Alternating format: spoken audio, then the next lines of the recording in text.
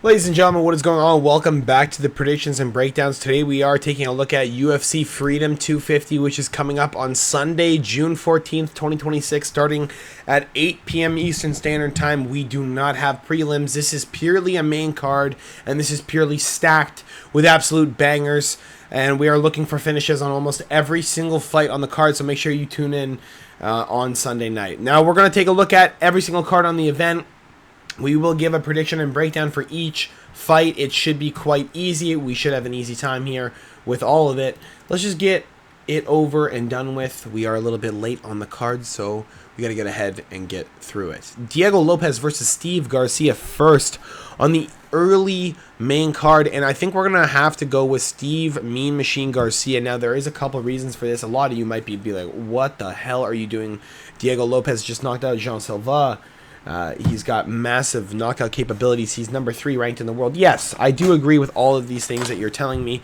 But 4 months ago, he fought Alexander Volkanovski, broke both of his feet, and he does not seem to be 100% back with that as well. Steve Garcia is going to force pressure on him quite rapidly, and Diego might not be as sturdy on his feet. He may be a little bit more tentative when he's backing up. So I think we're going to have to go with the fact that Steve Garcia, on a bit of a roll, knocked out every single person except for Calvin Kattar in his way over the last 2.5 years. And he's looking to just kind of make a statement at featherweight, trying to get himself into that top 10, trying to make him at least a little bit of a trek towards a title. He needs it now. He needs it, better yesterday than tomorrow. He's 34 years of age. We're getting to the lackluster part of his career where he's going to start declining, especially since all these wars that he's had. He will definitely start declining no matter what. Diego Lopez has fought significantly better competition. You can even see it on Tapology strength of schedule. But I do believe here Steve Garcia is ready for a little bit better of a move. There is literally nowhere else for him to go but forward at this point, and he is taking out the contenders in his way with ease. So we're going to go with Steve Garcia. 2 broken feet of Lopez. A little bit more of a value pick for Garcia, I think. I think he will get the TKO in round 2 or 3 over Lopez. Or it will be a Lopez TKO in round 2 or 3, but we're sticking with Garcia. Not to go distance would be a good pick if you're on the betting side. Next on the card, Bo Nickel versus Kyle Daukaus. I would love to pick Kyle Daukaus, but Bo Nickel has been making hella improvements. Adolfo Vieira knockout was insane. The kid looked a lot better. Looked like the cardio had been fixed. Looks like he's able to defend stuff quite well as well. I know Adolfo Vieira is not the highest level of striking potential, but you do have a guy in Kyle Daukaus who just kind of more focuses on grappling as well as his striking. He doesn't fight the highest level of contenders neither. Bo Nickel, I'm not going to lie, I don't like him at all. I really do like Kyle Daukaus. I think the Dark Knight the Darce Knight is what he's called. I do think the guy's actually really, really significant in all departments. I do think this is a good value bet if you are looking for something a little bit more profitable, but I think we're gonna have to pick with the side of Bo Nickel just for terms of more likely. In terms of if you're picking out of 100 coin flips, who's going to win the majority, I'm going to say Bo Nickel. I think he's got a little bit more ground game. I think the striking will come as he goes through his career, but it's starting to pick up already, and he's got hella grappling to back it up. So I think we're just going to go with Bo Nickel to just kind of club and decision Kyle Daukaus with some half-decent grappling through 3 rounds. It might be a 29-28 fight where Daukaus tries to win the 3rd round and tries to sprint at him, but I don't know, man. Bo Nickel's got a lot of grappling experience. He's got, he's very prone to the Darce choke. It's a really big thing in wrestling, so those guys always get caught in those half Nelsons and stuff, so I think he's aware of it. I think he'll be, a little less prone to it, and I think he'll get through that fight. I do like Kyle Daukaus as a value pick, though, but if we're picking in terms for you guys, we have to pick with the side of Bo Nickel. I will not be putting money on Bo Nickel, no chance. Next on the main card, Mauricio Rufy versus Michael Iron Chandler. We're going to go with Mauricio Rufy to win by knockout over Chandler. Paddy Pimblett really had him bad. Charles Oliveira's beating the living hell out of him up until that 5th round where he got clipped in the back of the head a bunch of times. Mauricio Rufy should be able to get a highlight reel knockout here over Michael Chandler. I think Rufy always goes for the knockout consistently, and the kid never really backs down, so I think we're just going to have to go with the fact that He doesn't go the distance. He's not looking to go the distance. He's looking to take Michael Chandler into the shadow realm, and I think he will. I think Michael Chandler should have taken the pick of the litter against, Jeremy Stevens, something like that. So someone less, explosive like Mauricio Rufy. I think this is just an easy pick-me-up fight for Rufy after a tough loss against Benoit Saint-Denis. He gets the win over Rafael Fiziev, but then, we get Michael Chandler, who's just not in the right space of mind. He should not be there. He should not be fighting on this card, and he should be at home with his kids. Instead, he's fighting Mauricio Rufy. He's getting knocked out. We're picking Rufy as a minus 650 favorite. It's not a lot to look at, but it is there if you want to take the pick. Derek Lewis versus Josh Hawkick, the Black Beast. If you want to pick a value pick, you go with Derek Lewis. He's got, the most heavyweight knockouts in history. He's got probably the most knockouts in UFC history. He's fighting Josh Hawkick, who literally busted his face up completely and ruined his life about 2 months ago, against Curtis Blades. He almost got chinned in the first and second round of that fight. He was getting cracked with good, clean shots, and Derek Lewis is a guy who is actually quite a good boxer. He's not like Curtis Blades where he doesn't move his head. He will swing and he will go into the fucking fire, and he is not afraid to fire back against guys who try to be tough. Now, Josh Hawkick is one of those guys who's a little bit less heavy for a heavyweight. He's not going to be able to grapple Derek Lewis. Lewis will literally just get up.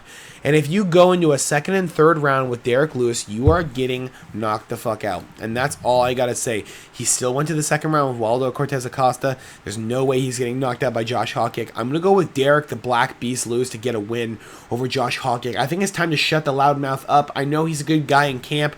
I know he's a good guy when he's around other people. But I think Josh Hawkick is talking too much shit to come in and try and fight the Black Beast. I think the Black Beast is still in the UFC for a reason. The guy's just turned 41. He's looking to give himself a fucking birthday present, and I think Josh Hawkick is that. I think Derek Lewis takes him out in the first or second round, and I think he puts a halt to the train that is Josh Hawkick, especially after the guy is just... He got obliterated by Curtis Blades in the first round, so I would be very concerned for Derek Lewis if he gets knocked out by Hawkick, because that'd be the end of his career coming up very rapidly. Next on the main card, you have Sugar Sean O'Malley versus Aiemann Zahabi. I cannot in good conscience pick Aiemann Zahabi after the fact that he literally got knocked out basically by, what's his name? Jose Aldo. Sugar Sean O'Malley, he's probably just going to piece him up really, really bad. Keep him on the end of all of his strikes. He's just got so much better striking than Aiemann. The grappling is going to be a null and void. There will be no need for Sean to even get close enough to him to even start that stuff. And if Aiemann wants to play against the cage, it'll just be a knee fest from Sean. It'll be a boring fight, but they will give the nod to Sean no matter what, especially on American soil. No chance they're not giving it to Sugar Sean O'Malley, one of Donald Trump's favorites. I mean, realistically, you're playing in his fucking house, in his backyard. So if they don't give it to Sugar Sean O'Malley on the scorecards, you're high as hell. Aiemann Zahabi's going to lose this fight. It's unfortunate. My Canadian brother is doing so well in his career, but it is time for Sugar Sean O'Malley to get another decision victory. He just beat Song Yudong. This is another good one to add to the resume, especially since Aiemann Zahabi is just forcing his way through the bantamweight division. Trying to make that top 10, not going to happen with the Sugar Sean O'Malley fight. Next, the co-main event of the evening, Alex Pereira versus Cyril Gane. We're going to go with Alex Pereira to win over Cyril Gane, probably by knockout in rounds 2 or 3. If you want my honest take, the first time I looked at this fight, I did think Cyril Gane was going to win by knockout. It feels as though Alex Pereira does not really belong in heavyweight. He's just not cutting for this fight. And he's fighting Cyril Gane, who's been a high-level kickboxer for a very, very long time. He's been in this weight class, and this has been his natural weight class since he's been, in the fight game. And I think he's just a little bit more powerful than Poatan at heavyweight. But Alex Pereira does have a significant kickboxing advantage.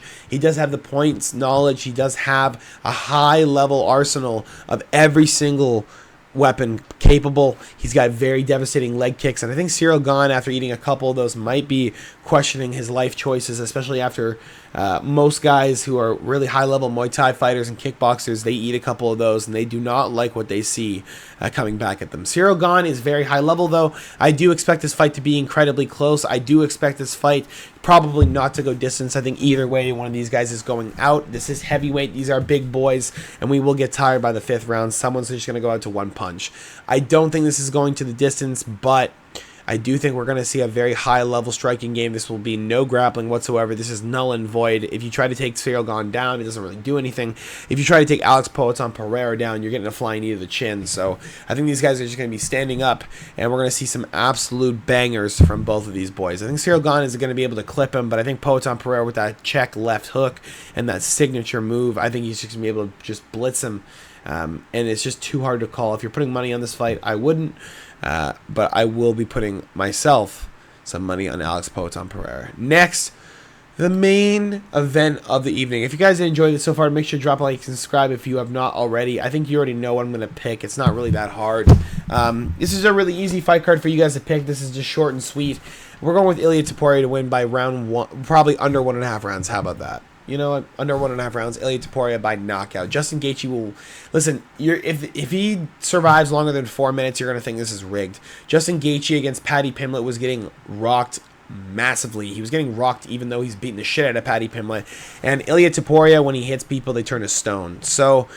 the fact that Charles Oliveira went out basically to one hook is really concerning to me. The fact that Max Holloway went down, the greatest chin of all time, is really concerning to me. Alexander Volkanovski went out to a left hook, a right hook almost immediately. Bryce Mitchell got clubbed and subbed in his own way. He loves the grapple and sub, and Ilia Topuria said, "Okay, I'll do it back to you." This guy's devastating. He's got real potential to be one of the greatest of all time, if not the greatest of all time. And Justin Gaethje's just another highlight in his way. He's just waiting to be beat up by the bull. And I think Ilia Topuria is going to have a very easy time on Sunday night. I think it's going to be a very quick knockout. I think it will be in the first round, but we'll give under 1.5 rounds to give Justin Gaethje the benefit of the doubt. This is not making it to championship rounds. This is not making it to round 3. There is no chance that you see Justin Gaethje walk out of there alive. There's no way. Ilia Topuria, the only way that Justin Gaethje gets a knockout is just getting lucky.